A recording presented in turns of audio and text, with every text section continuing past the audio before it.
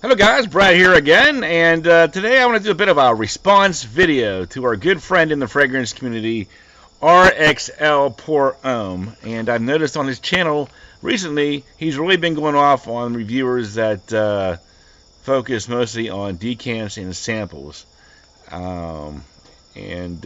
When somebody does that, I feel personally attacked because that's pretty much my bread and butter right there. The old sample reviews. We got to review those samples. And it's not to say that I don't have bottles, but I have a tendency to gravitate towards my samples when I review. And I'm going to give 5 reasons why I think most reviewers should focus mostly on samples and not bottles. So this is my response to people like RXL Pour Homme that say, oh no, only review bottles, don't review samples and decants. Let's start with the cost. Well, the cost can be very hard on the pocketbook and the wallet. You know, new fragrances, even designer fragrances, like going to Macy's, might cost you $80, $90 a bottle. Get into that niche market, we're looking maybe closer to $150, $200 a bottle. Buy 2 or 3 bottles a month, multiply that times 12, you could easily spend a couple $1,000s a year on bottles, and then you're not even going to use them.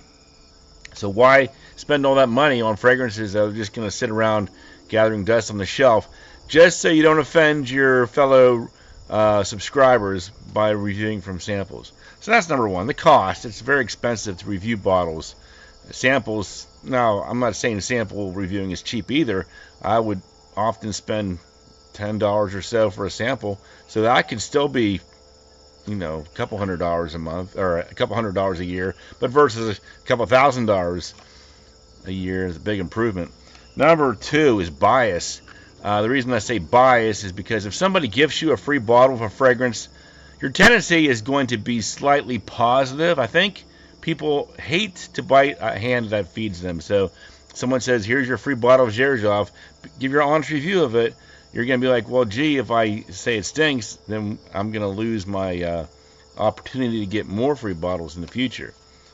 And even if you buy the bottle, nobody wants to admit that they wasted $100 on a mediocre fragrance. You're probably going to give it a higher score just to pad your own ego and say, hey, look, I didn't waste $100 just to say, hey, don't buy this fragrance, when most people haven't even heard of the fragrance anyway, because it's either brand new or something obscure, or some niche fragrance house no one's ever heard of, some clone house. You know, people will be like, well, thanks for nothing anyway, because I wasn't going to buy it anyway because I never heard of it. Number 3, the longevity of the reviewer. Now, if you look at a lot of the reviewers, you know, they review their fragrance collection, and then after 2 or 3 years, they kind of phase out. They run out of bottles. They're happy with what they have. They quit reviewing, and they disappear. Now, the only exceptions to that, going back to when I started reviewing, would be Mark in the Robes 08. He's been in the game longer than me, and, well, he's a bottle reviewer mostly, but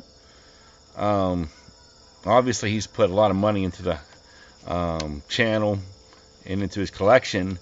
And if that makes you happy, and if you have the finances to do that, well, great. But I would never expect somebody to invest that type of money into a collection just so they can say that they're, you know, a relevant reviewer. You know, if you can, great. But, you know, if all you can afford is samples, that's fine too. So, yeah, if you want to be a long-term reviewer, sample reviewing is best. I mean, I review mostly samples, and here I am, the longest active fragrance reviewer in the continental United States. Everywhere but Toronto, actually. So, yeah. Number 4, the option of reviewing what you want to review. If you're just getting free stuff, then you're basically just reviewing what somebody else wants you to review. You don't have any, you know, opinion about which one you want. Sometimes they might just say, here you go, review this please. So you're like, okay, I can do that.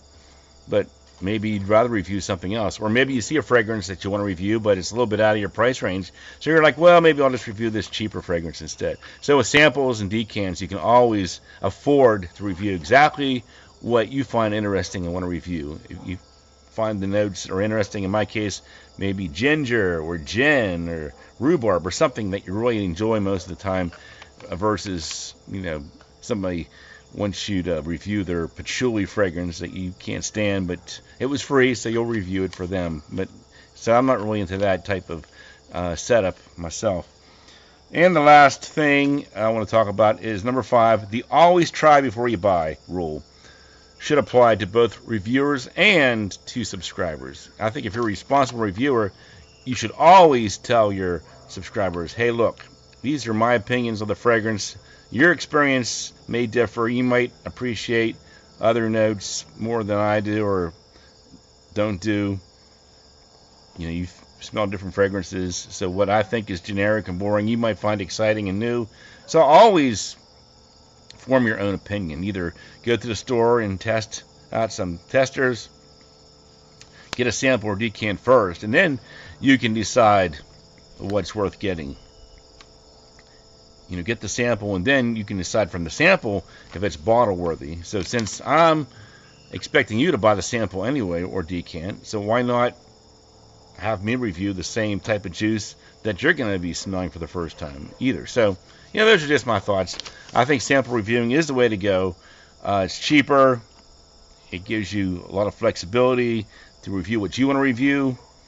You don't feel biased because, you know, if you buy a $10 sample off of eBay, you're not going to offend the seller. He got his $10. That's all he cares about. If you get a free bottle and you say, I don't like it, then you're offending the person that gifted you that fragrance. So, yeah. And then, like I said, you run out of money, and then you quit reviewing, and now your channel is just a dead channel. So, yeah, a lot of good reasons for not reviewing bottles. But, yeah, if you have a bottle you like, review it by all means. But if you want to keep your channel active, maybe a video every month or twice a month, every week, samples is a good way to go if you want to stay in the game for 10, 20 years. So, thanks for watching. I'll talk to you guys later.